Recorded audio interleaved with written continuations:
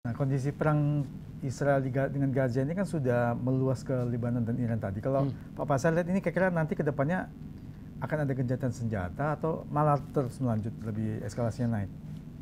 Sebenarnya ini sih perang berhenti ini semua tergantung Netanyahu. Karena kita tahu kan Netanyahu ini kan keras. Dia kenapa melebarkan perang sampai ke Lebanon? Karena di Gaza dia sudah kalah, popularitasnya udah ambruk. Jadi dia butuh perang baru yang untuk menjaga popularitasnya. Kan dia beralasan bahwa untuk memindahkan para pemukim yang mengungsi dari wilayah utara Israel itu di Metula, terus di Kafar Kila, terus itu kan udah pada mengungsi karena diserang oleh Hizbullah sejak 8 Oktober.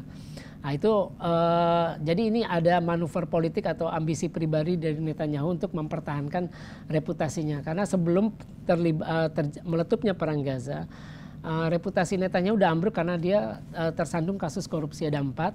Kemudian juga ada kasus penyunatan kewenangan Mahkamah Agung. Jadi Netanyahu ingin menyunat kewenangan Mahkamah Agung, nah itu kan demo terus setiap hari. Jadi saya kira kapan perang ini berhenti ya tinggal tergantung apakah Israel mau mundur. Karena kalau Israel mundur dari Gaza ataupun Israel mundur dari Lebanon artinya kan Israel kalah.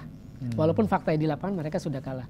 Mereka 3 tujuan perang yang sudah ditetapkan Netanyahu ketika mengagresi Gaza itu kan adalah menghabisi Hamas dengan milisi lainnya, membebaskan semua sandera, sama mendemilitarisasi Gaza itu kan tidak ada yang terwujud. Sama dengan ketika mereka menyerang Hizbullah terus invasi itu sampai sekarang itu tidak ada satupun desa di selatan Lebanon yang dikuasai. Dan Hizbullah yang walaupun Hasan Nasrallah yang sudah tewas itu, saya waktu itu ada di Beirut ketika Nasrallah tewas, itu sampai sekarang Hizbullah masih bisa menembakkan roket, menembakkan peluru kendali balistik, drone, bahkan terakhir itu kan ke rumah pribadinya Netanyahu di daerah Kaisarea, pinggiran pantai. Kebetulan nggak ada di sana waktu itu Netanyahu dengan istrinya Sarah. Nah, kalau lihat kondisi sekarang kan Israel melawan begitu banyak negara di Timur Tengah itu kan saya rasa apa itu kewalahan nggak? Sebenarnya kalau tanpa dukungan Amerika, Israel pasti udah kalah, sudah habis lah. Karena kan kita tahu beragam resolusi yang memojokkan Israel pasti diveto oleh Amerika Serikat. Nah itu susahnya. Kalau Amerika sudah tidak lagi mendukung Israel atau tidak bias mendukung Israel, pasti perang udah selesai juga. Karena Netanyahu kan merasa didukung oleh Amerika. Nah Amerika mendukung ini kan ada faktor kekuatan lobby Zionis di Amerika. Jadi dalam buku The Power of Zionist Lobby in America, karangan 2 profesor Amerika itu pengajar Harvard, gara-gara nulis buku itu keduanya dipecat dari Universitas Harvard. Dia bilang di Amerika itu ada istilah namanya Israeli Firsters. Artinya orang-orang yang menjadikan kepentingan Israel adalah kepentingan utama dalam kebijakan luar negeri Amerika, terutama di Timur Tengah. Nah itu bisa orang Yahudi atau non-Yahudi tapi mereka pro-Zionis, seperti itu. Nah, kalau melihat dari kondisi persenjataannya, Israel kan berhasil membunuh pemimpin Hamas Ismail Haniyeh di Teheran. Nah, terus Iran berhasil membombardir sejumlah pangkalan militer di Tel Aviv. Nah, ini kalau Pak Faisal lihat mana yang persenjataan lebih unggul nih, antara Iran sama Israel? Sebenarnya seimbang. Seimbang Ya, karena kita tahu nah terakhir ini kan Iran mengancam akan membalas serangan Israel yang kemarin itu kan, yang tanggal 26 Oktober kalau tidak salah. Nah itu Iran sudah menyatakan bahwa serangan balasan ini akan lebih kuat dan menyakitkan ketimbang 2 serangan sebelumnya. Serangan yang 13 April sama serangan 1 Oktober. Nah itu ini kita tunggu, tapi saya yakin kalau misalkan kedua negara, terutama Israel itu tidak akan berani melakukan perang all out dengan Iran. Karena kan mereka tahu di belakang Iran itu ada Rusia dengan Cina. Sama dengan di belakang Israel itu ada Amerika, Jerman, Inggris, Perancis, dan negara-negara, sebagian negara Arab Teluk itu. Jadi kalau misalkan sampai pecah perang terbuka bukan hanya Timur Tengah yang hancur, tapi efeknya kemana-mana ya. Terutama kan di situ basis sumber minyak. Minyak kan masih menjadi energi utama industri dunia. Jadi ya itu akan kewalahan nanti industri semuanya karena harga minyak pasti akan naik. Nah kalau melihat dari sisi kekuatan intelijen antara Iran dengan Israel mana yang lebih unggul? Ya sejauh ini sih keduanya Mossad itu berhasil menyusup ya. Kita tahu ada infiltrasi beberapa tahun belakangan itu di fasilitas nuklir Natanz di kota Isfahan. Terus 2018 Netanyahu dalam sidang Majelis Umum PBB mengumumkan bahwa Mossad berhasil berhasil mencuri dokumen rahasia program nuklir, termasuk membunuh ketua program nuklir pada 2020 November kalau tidak salah. Itu namanya Muhsin Fakhrizadeh. Jadi artinya Mossad juga beroperasi di sana. Makanya sempat ada spekulasi Ismail Haniyeh tewas kan karena ada bom yang ditanam seperti laporan New York Times, walaupun juga dibantah oleh Iran. Tapi yang jelas posisi tempat tinggalnya Ismail Haniyeh itu di Teheran. Saya sudah 3 kali juga ke Iran. Itu sangat terbuka. Ada di perbukitan kalau tidak salah Gunung Alborz. Nah, itu salah satu tempat yang menjadi tempat pengamatan jarak jauh. Jadi memang ada unsur kerjasama antara, ada infiltrasi Mossad di dalam badan intelijen Iran itu sendiri. Itu sempat diakui juga dan diungkapkan oleh Mahmud Ahmadinejad. Ya, karena bisa tahu persis posisinya. Iya, posisinya kapan dan di mana. Iya.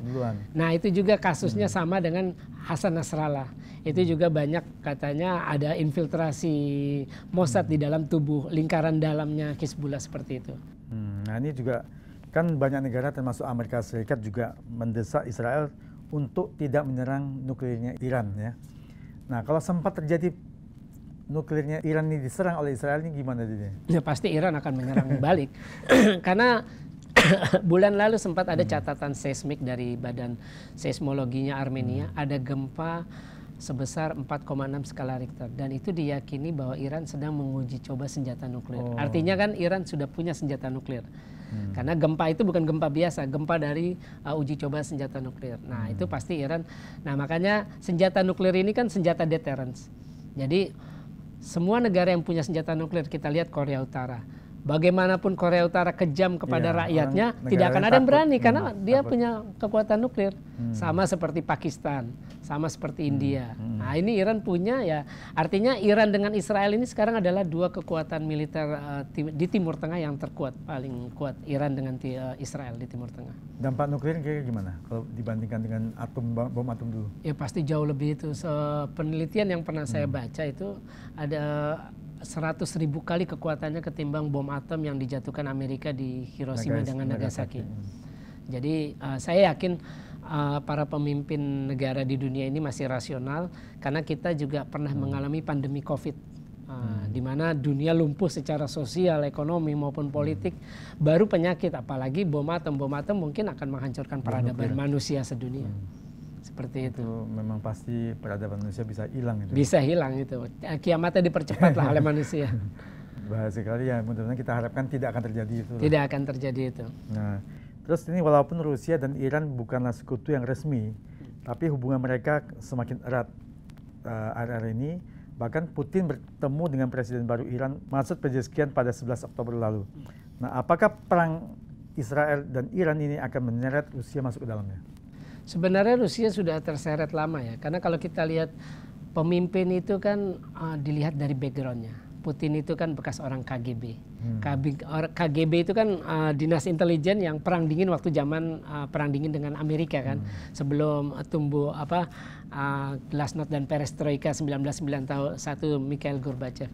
Artinya Putin yang tumbuh di KGB ketika perang dingin, dia akan selalu mengambil kebijakan karena pemimpin kan tergantung background dan backmindnya. Dia pasti akan mengambil kebijakan dengan yang antitesa dengan bekas musuhnya. Amerika itu kan bekas musuhnya dan akan selalu jadi bekas musuhnya buat Putin sebagai orang KGB. Nah, makanya Putin selalu mengambil posisi yang berbeda di Timur Tengah. Orang-orang Hamas sendiri sering bertandang ke Moskow bertemu dengan Menteri Luar Negeri Rusia. Para pemimpin Hamas seperti itu sendiri. Nah, pasti Rusia memang sudah menyatakan, apalagi dengan Cina juga sudah ambil posisi sebagai mediator Hamas, terus kemudian Arab Saudi dengan Iran. Artinya begini, sudah ada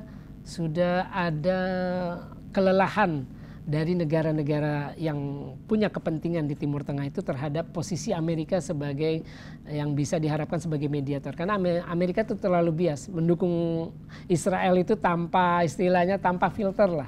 Nah, akhirnya dicarilah mediator ya seperti Rusia, Hamas pun, terus juga Arab Saudi pun ketika ingin Iran pun dia juga memilih dengan Cina ketimbang dengan Amerika ketika ingin mediasi dengan Iran, Arab Saudi. Terus juga terakhir itu kan Israel itu sudah meminta kepada Rusia, minta tolong agar bisa mencapai gencatan senjata dengan Hizbullah. Kenapa dengan Rusia? Karena Rusia dekat dengan Iran tadi, dan Iran adalah penyokong dari Hizbullah maupun dengan Hamas dengan Jihad Islam. Jadi Rusia itu memang sudah terlibat langsung dalam konflik di Timur Tengah, yaitu tadi karena Putin akan selalu mengambil posisi yang berlawanan dengan posisi yang diambil oleh Presiden Amerika manapun.